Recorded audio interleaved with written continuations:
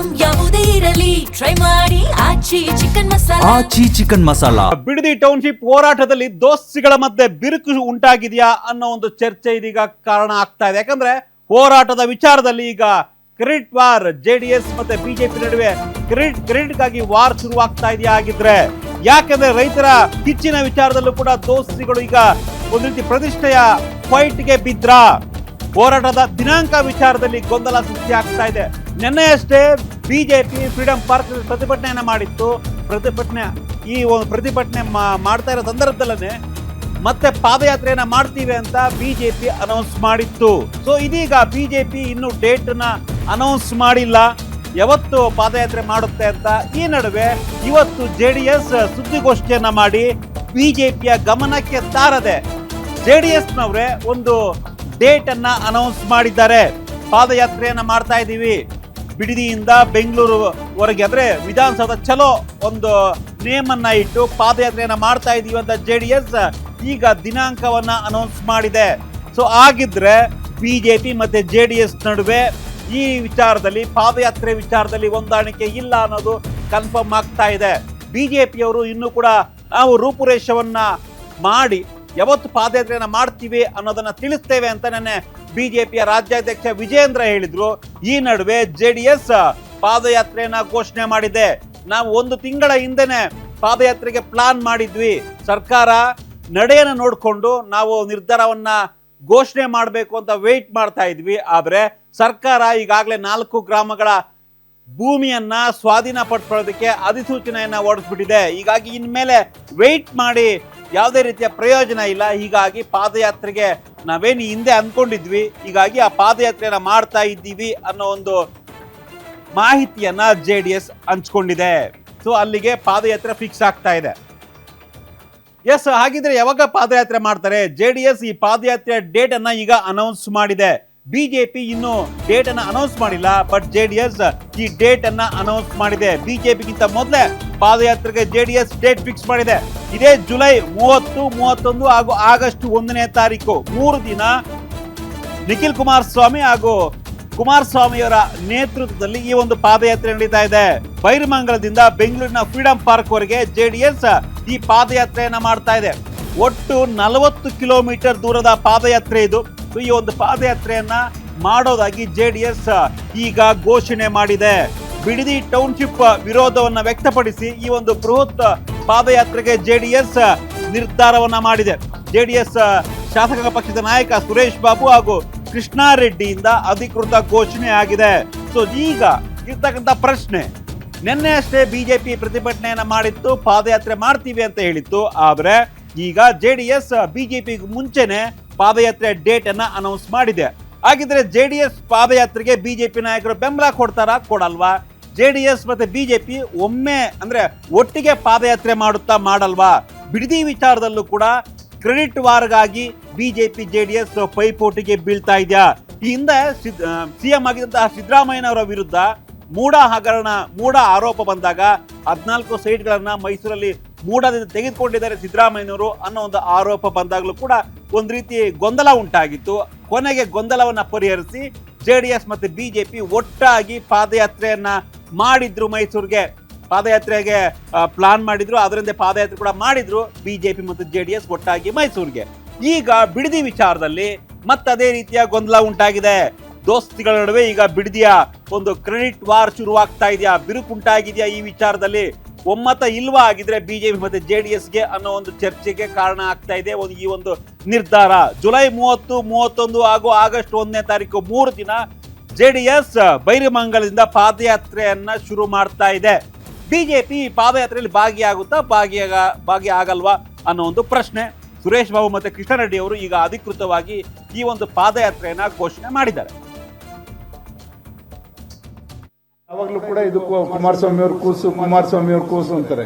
ಒಂದು ಸರ್ಕಾರ ನಿಮ್ದು ಇರ್ಬೇಕಾದ್ರೆ ನೀವು ಅದನ್ನ ಬದಲಾವಣೆ ಮಾಡಕ್ ನಿಮ್ಗೆ ಅವಕಾಶ ಇದೆಯಲ್ಲ, ಮಾಡಿ. ಇದನ್ನ ಮಾಡಿದ್ರಿ ನೀವೆಲ್ಲಿ ದೇವನಹಳ್ಳಿ ಏರಿಯಾದಲ್ಲಿ ಅದನ್ನ ಕೈ ಬಿಡ್ತಕ್ಕಂಥ ಪ್ರಸಂಗ ಮಾಡಿದ್ರಿ. ಇದಕ್ಕೆ ಯಾಕೆ ಆಗಲ್ಲ? ಸುಮ್ಮನೆ ನಮ್ಮನ್ನ ದೂಷಣೆ ಮಾಡಿ ಬೆಳ್ಳಿಟ್ಟು ತೋರಿಸಿ ನೀವಲ್ಲಿ ಏನೋ ಒಂದು ಬೇರೆ ಒಂದು ಟೌನ್ಶಿಪ್ ಮಾಡಕ್ ಹೊರಟಿರ್ತಕ್ಕಂಥ ಸರಿನೇ. ದಯಮಾಡಿ ಇದೆಲ್ಲ ಈ ತರ ನಿಲುವುಗಳು ಯಾರಿಗೂ ಜನಗಳನ್ನ ದಿಕ್ಕು ತಪ್ಪಿಸ್ಲಿಕ್ಕೆ ಸಾಧ್ಯ ಇಲ್ಲ. ನೀವು ಅಲ್ಲಿ ಯಾರು ಕೂಡ ಮೂಢ ತುಂಬಿಲ್ಲ. ದಯಮಾಡಿ ಇದನ್ನ ಶೀಘ್ರವಾಗಿ ಹಿಂಪಡಿಬೇಕು. ಇಲ್ಲಾಂದ್ರೆ ನಿರಂತರವಾಗಿ ಹೋರಾಟಗಳು ಎಲ್ಲಾ ಪಕ್ಷಗಳು, ಎಲ್ಲಾ ಸಂಘಟನೆಗಳು, ರೈತ ಸಂಘಗಳು ಎಲ್ಲರೂ ಕೂಡ ಬೀದಿಗಿಳಿದು ಇವತ್ತು ನಿಮ್ಗೆ ಚೀಮಾರಿ ಆಗ್ತಕ್ಕಂಥ ಕೆಲಸ ಆಗ್ತದೆ. ದಯಮಾಡಿ ಇದನ್ನ ಸಾಧಕ ಬಾಧಕಗಳನ್ನ ಯೋಚನೆ ಮಾಡಿ ಶೀಘ್ರವಾಗಿ ಈ ಒಂದು ಯೋಜನೆಯನ್ನ ಕೈ ಬಿಡಬೇಕು ಅಂತ ನಮ್ಮ ಒತ್ತಾಯ. ಇವರು ಯಾವಾಗ್ಲೂ ಕೂಡ ಇದು ಕುಮಾರಸ್ವಾಮಿ ಅವ್ರ ಕೂಸು ಅಂತಾರೆ.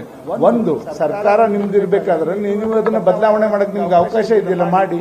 ಇದನ್ನ ಮಾಡಿದ್ರಿ ನೀವೆಲ್ಲಿ ದೇವನಹಳ್ಳಿ ಏರಿಯಾದಲ್ಲಿ ಅದನ್ನ ಕೈ ಬಿಡ್ತಕ್ಕಂಥ ಪ್ರಸಂಗ ಮಾಡಿದ್ರಿ. ಇದಕ್ಕೆ ಯಾಕೆ ಆಗಲ್ಲ? ಸುಮ್ಮನೆ ನಮ್ಮನ್ನು ದೂಷಣೆ ಮಾಡಿ ಬೆಳ್ಳಿಟ್ಟು ತೋರಿಸಿ ನೀವಲ್ಲಿ ಏನೋ ಒಂದು ಬೇರೆ ಒಂದು ಟೌನ್ಶಿಪ್ ಮಾಡಕ್ ಹೊರಟಿರ್ತಕ್ಕಂಥ ಸರಿನೇ. ದಯಮಾಡಿ ಇದೆಲ್ಲ ಈ ತರ ನಿಲುವುಗಳು ಯಾರಿಗೂ ಜನಗಳನ್ನ ದಿಕ್ಕು ತಪ್ಪಿಸ್ಲಿಕ್ಕೆ ಸಾಧ್ಯ ಇಲ್ಲ. ನೀವು ಅಲ್ಲಿ ಯಾರು ಕೂಡ ಮೂಢ ತುಂಬಿಲ್ಲ. ದಯಮಾಡಿ ಇದನ್ನ ಶೀಘ್ರವಾಗಿ ಹಿಂಪಡಿಬೇಕು. ಇಲ್ಲಾಂದ್ರೆ ನಿರಂತರವಾಗಿ ಹೋರಾಟಗಳು ಎಲ್ಲಾ ಪಕ್ಷಗಳು, ಎಲ್ಲಾ ಸಂಘಟನೆಗಳು, ರೈತ ಸಂಘಗಳು. ಎಸ್, ಬಿಡದಿ ಟೌನ್ಶಿಪ್ ವಿರುದ್ಧ ಬಿಜೆಪಿ ಮತ್ತೆ ಜೆಡಿಎಸ್ ಈಗ ಪಾದಯಾತ್ರೆಯನ್ನ ಮಾಡ್ತೀವಿ ಅಂತ ಅನೌನ್ಸ್ ಮಾಡಿದಾವೆ. ಜೆಡಿಎಸ್ ಬಿಜೆಪಿಗೂ ಮೊದಲೇ ಈಗ ಡೇಟ್ ಅನ್ನ ಅನೌನ್ಸ್ ಮಾಡಿದೆ. ಜುಲೈ 30, 31 ಹಾಗೂ ಆಗಸ್ಟ್ 1 ಈ 3 ದಿನ ಜೆಡಿಎಸ್ ಪಾದಯಾತ್ರೆಯನ್ನ ಮಾಡ್ತಾ ಇದೆ. ಬೈರಮಂಗಲದಿಂದ ಫ್ರೀಡಂ ಪಾರ್ಕ್ ವರೆಗೆ ವಿಧಾನಸೌಧ ಚಲೋ ಅನ್ನೋ ಒಂದು ಹೆಸರಿನಲ್ಲಿ ಈ ಒಂದು ಪಾದಯಾತ್ರೆಯನ್ನ ಮಾಡ್ತಾ ಇದೆ. ಮೊದಲನೇ ದಿನ ಅಂದ್ರೆ ಜುಲೈ 30ನೇ ತಾರೀಕು 15 ಕಿಲೋಮೀಟರ್ಗಳ ದೂರದ ಒಂದು ಪಾದಯಾತ್ರೆ ಆಗುತ್ತೆ. ಬೈರಮಂಗಲದಿಂದ 15 ಕಿಲೋಮೀಟರ್ ಪಾದಯಾತ್ರೆ ಮಾಡಿ ಅಲ್ಲಿ ಸ್ಟೇ ಆಗ್ತಾರೆ. ಜುಲೈ 30ನೇ ತಾರೀಕು ಪಾದಯಾತ್ರೆಗೆ ಕೇಂದ್ರ ಸಚಿವ HD ಕುಮಾರಸ್ವಾಮಿ ಅವರು ಚಾಲನೆಯನ್ನ ಕೊಡ್ತಾರೆ. ಇದು ಮೊದಲನೇ ದಿನ. ಜುಲೈ 31ನೇ ತಾರೀಕು ದೇವೇಗೌಡರು ಈ ಪಾದಯಾತ್ರೆಗೆ ಜಾಯಿನ್ ಆಗ್ತಾರೆ. ಸಾಂಕೇತಿಕವಾಗಿ ದೇವೇಗೌಡರು 2ನೇ ದಿನ ಈ ಒಂದು ಪಾದಯಾತ್ರೆಯಲ್ಲಿ ಭಾಗಿಯಾಗ್ತಾರೆ. ಅದಾದ್ಮೇಲೆ ಆಗಸ್ಟ್ 1ನೇ ತಾರೀಕು ಅಂತಿಮವಾಗಿ ಪಾದಯಾತ್ರೆ ಫ್ರೀಡಂ ಪಾರ್ಕ್ಗೆ ಬರುತ್ತೆ. ಫ್ರೀಡಂ ಪಾರ್ಕಲ್ಲಿ ಬೃಹತ್ ಸಮಾವೇಶವನ್ನು ಮಾಡಿ ಆ ಒಂದು ಪಾದಯಾತ್ರೆಗೆ ಮುಕ್ತಾಯವನ್ನ ಆಗುವಂತಹ ಒಂದು ಪ್ಲಾನ್ ಈ ಒಂದು JDS ಈಗ ಮಾಡಿಕೊಂಡಿದೆ. ಇಡೀ 3 ದಿನ ನಿಖಿಲ್ ಕುಮಾರಸ್ವಾಮಿ ಅವರ ನೇತೃತ್ವದಲ್ಲಿ ಈ ಒಂದು ಪಾದಯಾತ್ರೆ ಇರುತ್ತೆ. 3 ದಿನ ನಿಖಿಲ್ ಕುಮಾರಸ್ವಾಮಿ ಅವರು ಈ ಒಂದು ಪಾದಯಾತ್ರೆಯನ್ನ ಮುನ್ನಡೆಸ್ತಾರೆ. ಕುಮಾರಸ್ವಾಮಿ ಅವರು ಆರಂಭದಲ್ಲಿ ಬರ್ತಾರೆ, ಮೊದಲನೇ ದಿನ ಚಾಲನೆ ಕೊಡ್ತಾರೆ. ಅದಾದ್ಮೇಲೆ ಮಾಜಿ ಪ್ರಧಾನಿ ದೇವೇಗೌಡರು ಕೂಡ 2ನೇ ದಿನ ಪಾದಯಾತ್ರೆಗೆ ಕೈ ಜೋಡಿಸ್ತಾರೆ. 3ನೇ ದಿನ ಫ್ರೀಡಂ ಪಾರ್ಕಲ್ಲಿ ಸಮಾಪ್ತಿಯಾಗಿ ಅಲ್ಲಿ ಬೃಹತ್ ಸಮಾವೇಶದ ಮುಖಾಂತರ ಬಿಡದಿ ಟೌನ್ಶಿಪ್ ಅನ್ನ ವಿರೋಧ ಮಾಡುವಂತಹ ಒಂದು ಪಾದಯಾತ್ರೆಗೆ 3 ದಿನ ನಡೆಯುತ್ತೆ. ಎಸ್, ಇದೇ ವಿಚಾರವಾಗಿ ಮಾತನಾಡ ನಮ್ಮ ಪ್ರತಿನಿಧಿ ದುರ್ಗೇಶ್ ಈಗ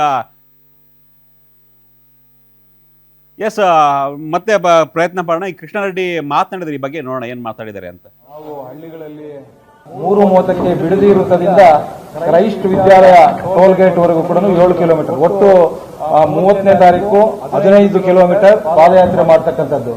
ಮತ್ತೆ 31ನೇ ತಾರೀಕು ಬೆಳಗ್ಗೆ 9 ಗಂಟೆಗೆ ಟೋಲ್ ಗೇಟ್ ಕ್ರೈಸ್ಟ್ ಕಾಲೇಜಿನಿಂದ JK ಗ್ರ್ಯಾಂಡ್ ಹರೇನಾ ಲೈಸ್ ಜಂಕ್ಷನ್ ವರೆಗೂ 6 ಕಿಲೋಮೀಟರ್. ಮಧ್ಯಾಹ್ನ ಊಟದ ಸಮಯದ ನಂತರ, ಊಟದ ವಿಶ್ರಾಂತಿಯ ನಂತರ ಮಧ್ಯಾಹ್ನ 2:30 ಮತ್ತೆ ಪ್ರಾರಂಭ ಆಗ್ತದೆ ಲೈಸ್ ಜಂಕ್ಷನ್ RR ನಗರ ಕಮಾನ್ ವರೆಗೂ, ಅಂದ್ರೆ 10 ಕಿಲೋಮೀಟರ್, ಒಟ್ಟು 16 ಕಿಲೋಮೀಟರ್ 31ನೇ ತಾರೀಕು. ಮತ್ತೆ ಆಗಸ್ಟ್ 1ನೇ ತಾರೀಕು ಬೆಳಗ್ಗೆ 9 ಗಂಟೆಗೆ ಪ್ರಾರಂಭ ಆಗುತ್ತೆ. ಮಧ್ಯಾಹ್ನ 1ರವರೆಗೂ ಕೂಡ RR ಜಂಕ್ಷನ್ ನಿಂದ ಫ್ರೀಡಂ ಪಾರ್ಕ್ ವರೆಗೂ 7 ಕಿಲೋಮೀಟರ್. ಮತ್ತೆ ಮಧ್ಯಾಹ್ನದ ಊಟದ ನಂತರ 2 ಗಂಟೆಯಿಂದ ಸಾರ್ವಜನಿಕ ಒಂದು ಸಭೆ ಇರುತ್ತೆ ಫ್ರೀಡಂ ಪಾರ್ಕ್ ನಲ್ಲಿ. ಇದು ಪಾದಯಾತ್ರೆ ಪ್ರಾರಂಭದ ದಿನ 30ನೇ ತಾರೀಕು. ಎಸ್, ಈ ಬಗ್ಗೆ ಮತ್ತಷ್ಟು ಮಾಹಿತಿಯನ್ನು ನೀಡೋದಕ್ಕೆ ನಮ್ಮ ಪ್ರತಿನಿಧಿ ಪೊಲಿಟಿಕಲ್ ರಿಪೋರ್ಟರ್ ದುರ್ಗೇಶ್ ಈಗ ಲೈವ್ ನಲ್ಲಿ ಜಾಯ್ನ್ ಆಗ್ತಾ ಇದ್ದಾರೆ. ದುರ್ಗೇಶ್, ಒಂದು ಸ್ಪಷ್ಟ ಆಗ್ತಾ ಇದೆ JDS ಮತ್ತೆ ಬಿಜೆಪಿ ವಿಚಾರದಲ್ಲಿ, ಬಿಡದಿ ಟೌನ್ಶಿಪ್ ವಿಚಾರದಲ್ಲಿ ಎರಡೂ ಪಾರ್ಟಿಯ ನಡುವೆ ಯಾವುದೇ ರೀತಿಯ ಸಮನ್ವಯತೆ ಇಲ್ಲ ಅನ್ನೋದು ಸ್ಪಷ್ಟ ಆಗ್ತಾ ಇದೆ. ನಿನ್ನೆ ಬಿಜೆಪಿ ಅವರು ಹೇಳ್ತಾ ಇದ್ರು ನಾವು ಪಾದಯಾತ್ರೆ ಮಾಡ್ತೀವಿ, ಆದರೆ ಡೇಟ್ ಅನ್ನ ಅನೌನ್ಸ್ ಮಾಡ್ತೀವಿ ಶೀಘ್ರದಲ್ಲೇ, ರೂಪರೇಷೆಯನ್ನ ರೆಡಿ ಮಾಡಿಕೊಂಡು ಅಂತ. ಈಗ JDSನವರು ಅನೌನ್ಸ್ ಮಾಡಾಗಿದೆ ಡೇಟ್, ಜುಲೈ 30, 31 ಮತ್ತೆ ಆಗಸ್ಟ್ 1ನೇ ತಾರೀಕು 3 ದಿನ ಪಾದಯಾತ್ರೆ ಮಾಡ್ತೀವಿ ಅಂತ. ಈಗ ಪ್ರತ್ಯೇಕವಾಗಿ ಪಾದಯಾತ್ರೆ ಮಾಡ್ತಾರಾ ಅಥವಾ JDS ಪಾದಯಾತ್ರೆಗೆ ಬಿಜೆಪಿ ಅವರು ಜಾಯ್ನ್ ಆಗ್ತಾರಾ? ಇವ್ರಿಗೆ ಮಾಹಿತಿ ಕೊಟ್ಟಿದ್ದಾರಾ ಬಿಜೆಪಿಗೆ JDS ಈ ತರ ಪಾದಯಾತ್ರೆ ಮಾಡ್ತೀವಿ ಅಂತ? ಏನಿದೆ ಹೆಚ್ಚಿನ ಮಾಹಿತಿ ಇರೋದು ದುರ್ಗೇಶ್?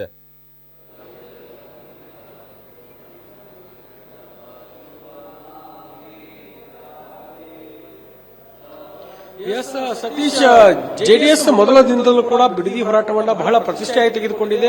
ಅದರಲ್ಲೂ ಕೂಡ ನಿಖಿಲ್ ಕುಮಾರಸ್ವಾಮಿ, ಎಚ್ ಡಿ ಕುಮಾರಸ್ವಾಮಿ, ದೇವೇಗೌಡರು ಈ ಒಂದು ಬಿಡದಿ ಟೌನ್ಶಿಪ್ ಯೋಜನೆಯನ್ನ ಕೈ ಬಿಡಬೇಕನ್ನೋ ನಿಟ್ಟಿನಲ್ಲಿ ಸರ್ಕಾರದ ಮೇಲೆ ಒತ್ತಡ ಇರುವಂತಹ ಕೆಲಸವನ್ನ ಮಾಡ್ತಾ ಇದ್ರು. ಆದ್ರೆ ಡಿ ಕೆ ಶಿವಕುಮಾರ್ ಅವರು ಉಪ ಸಮಿತಿಯನ್ನ ರಚನೆ ಮಾಡಿ ಇದರ ಬಗ್ಗೆ ತನಿಖೆ ಮಾಡ್ತೀವಿ ಅಂದಾಗ ಬಿಜೆಪಿ ನಾಯಕರು ಇದರ ಬಗ್ಗೆ ಹೋರಾಟವನ್ನು ಮಾಡಿದ್ರು. ನಿನ್ನೆಷ್ಟೇ ಫ್ರೀಡಂ ಪಾರ್ಕ್ ನಲ್ಲಿ ದೊಡ್ಡ ಮಟ್ಟದ ಹೋರಾಟವನ್ನು ಮಾಡುವ ಮೂಲಕ ಬಿಡದಿ ಪಾದಯಾತ್ರೆ ಮಾಡ್ತೀವಿ ಅನ್ನೋ ಘೋಷಣೆಯನ್ನ ಮಾಡಿದ್ರು. ಆದ್ರೆ ಇದಕ್ಕೂ ಮುನ್ನ ಜೆಡಿಎಸ್ ಕೂಡ ಏನು ಜೂನ್ ನಲ್ಲಿ ನಡೆದಂತಹ ಒಂದು ಹೋರಾಟದ ಸ್ಥಳದಲ್ಲಿ ನಿಖಿಲ್ ಕುಮಾರಸ್ವಾಮಿ ಘೋಷಣೆ ಮಾಡಿದ್ರು.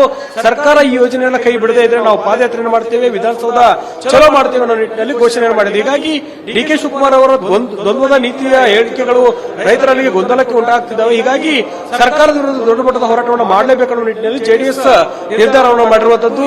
ಜುಲೈ 30 ಅನ್ನೋ 3 ದಿನಗಳ ಕಾಲ ಜೆಡಿಎಸ್ ಹೋರಾಟಕ್ಕೆ ಇದೀಗ ಮುಂದಾಗ್ತಿರುವಂತದ್ದು. ನಿನ್ನೆಷ್ಟೇ ಬಿಜೆಪಿ ಪಾದಯಾತ್ರೆಯನ್ನು ಮಾಡ್ತೀವಿ ಅಂತ ಘೋಷಣೆ ಮಾಡಿದೆ. ಆದ್ರೆ ಯಾವುದೇ ರೀತಿಯಾದ ದಿನಾಂಕಗಳನ್ನ ನಿಗದಿ ಮಾಡಿರಲಿಲ್ಲ. ಜೆಡಿಎಸ್ ಇದೀಗ ದಿನಾಂಕವನ್ನ ಘೋಷಣೆ ಮಾಡಿದೆ. ಹೀಗಾಗಿ ಬಿಜೆಪಿ ಮತ್ತು ಜೆಡಿಎಸ್ ಪ್ರತ್ಯೇಕವಾಗಿ ಹೋರಾಟವನ್ನು ಮಾಡ್ತಾವ ಅಥವಾ ಬಿಜೆಪಿ ಜೆಡಿಎಸ್ ಹೋರಾಟಕ್ಕೆ ಬೆಂಬಲವನ್ನು ಕೊಡುತ್ತಾ ಅನ್ನೋದು ಇಲ್ಲಿ ಮುಖ್ಯ ಆಗಿರುವಂತದ್ದು. ಜೊತೆಗೆ ಜೆಡಿಎಸ್ ನ ಒಂದಿಷ್ಟು ಕ್ಷೇತ್ರಗಳಿದಾವೆ. ರಾಮನಗರದಲ್ಲಿ ಕುಮಾರಸ್ವಾಮಿ ಅವರ ರಾಜಕೀಯ ಜೀವನಕ್ಕೆ ಒಂದು ನೆಲೆಯನ್ನು ಮಾಡಿಕೊಡುವಂತಹ ಕ್ಷೇತ್ರ.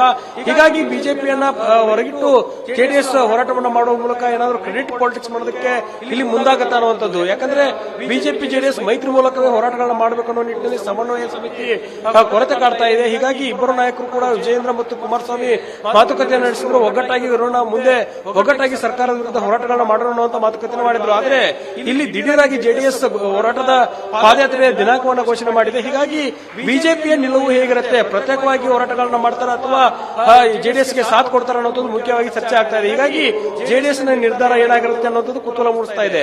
ಜೊತೆಗೆ ಬಿಜೆಪಿ ನಾಯಕರು ಘೋಷಣೆಯನ್ನ ಮಾಡಿರುವಂತದ್ದು ಪಾದಯಾತ್ರೆಯನ್ನು ಮಾಡ್ತೀವಿ ಅಂತ. ಹೀಗಾಗಿ ಜೆಡಿಎಸ್ ಇದೀಗ ದಿನಾಂಕವನ್ನು ನಿಗದಿ ಮಾಡಿ ಘೋಷಣೆಯನ್ನ ಮಾಡಿದೆ. ಜೆಡಿಎಸ್ ನಾಯಕರು ಬಿಜೆಪಿ ನಾಯಕರ ಒಂದು ಏನು ಮಾಹಿತಿಯನ್ನು ಸಂಗ್ರಹ ಕೊಡುವ ಕೆಲಸವನ್ನು ಮಾಡದೆ ಈ ರೀತಿ ಹೋರಾಟ ಮಾಡಕ್ಕೆ ಮುಂದಾದ್ರೆ ಅನ್ನುವಂಥದ್ದು ಇಲ್ಲಿ ಮುಖ್ಯವಾಗಿದೆ. ಹೀಗಾಗಿ ಒಂದ್ ಕಡೆ ಜೆಡಿಎಸ್ ಪ್ರತ್ಯೇಕವಾಗಿ ಇಷ್ಟು ದಿನಗಳ ಕಾಲ ಹೋರಾಟವನ್ನು ಮಾಡ್ತಾ ಬರ್ತಾ ಇದೆ. ನಿಖಿಲ್ ಕುಮಾರಸ್ವಾಮಿ 11 ಕಿಲೋಮೀಟರ್ ಪಾದಯಾತ್ರೆ ಮಾಡಿದ್ರು.